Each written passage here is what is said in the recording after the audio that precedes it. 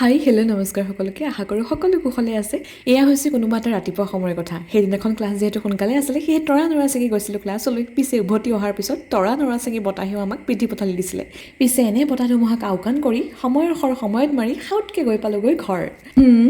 পোৱাৰ পিছত আৰু কোনে পায় এফালৰ পৰা ঘৰৰ গছ লতিকা বন দুবৰি চোতাল তাৰোপৰি মায়ে সন্ধিয়া জ্বলোৱা ধূনাৰ গোন্ধ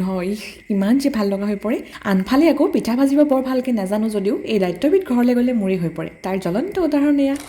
পিছদিনা ৰাতিপুৱা আকৌ টিকলিহঁতৰ ঘৰলৈ গ'লোঁ টিকলিৰ লগত অলপমান খেলা ধূলা কৰি মায়ে আকৌ ইফালে দুই এটা কাপোৰ চিলাই দিলে আৰু তাৰপিছত আৰম্ভ হ'ল আমাৰ বাৰীয়ে আম বিচৰা কাৰ্যসূচী অৱশ্যে সৰুতে দলিয়াই ফৰ্মতিয়াই লোকৰ বাৰী আম চুৰ কৰি খোৱাৰ মজাটো এতিয়া পোৱা নাযায় তো এনেকৈয়ে বৌ আৰু মায়ে খোৱা হাকুটি আম পাৰিলে আৰু আমৰে কেঁচা গোন্ধ অকণমান লৈছিলোঁহে ভণ্টি আহি আকৌ জোকাইছেহি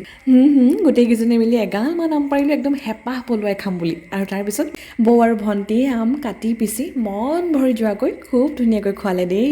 আৰু এয়া হৈছে সন্ধিয়াৰ কথা মই নথকাৰ সুযোগ বুজি নিগনিয়ে ভালেখিনি কিতাপ কুটিলে পিছে তাৰ মাজতে খুব ধুনীয়া ফটো কেইখনমান আৰু মই লিখা অকণমানি কবিতা ওলালে পিছে সেই কবিতাবোৰ পঢ়ি নিজে খুব হাঁহিলোঁ মানে কি যে কবিতা কিছুমান লিখিছিলোঁ নহয়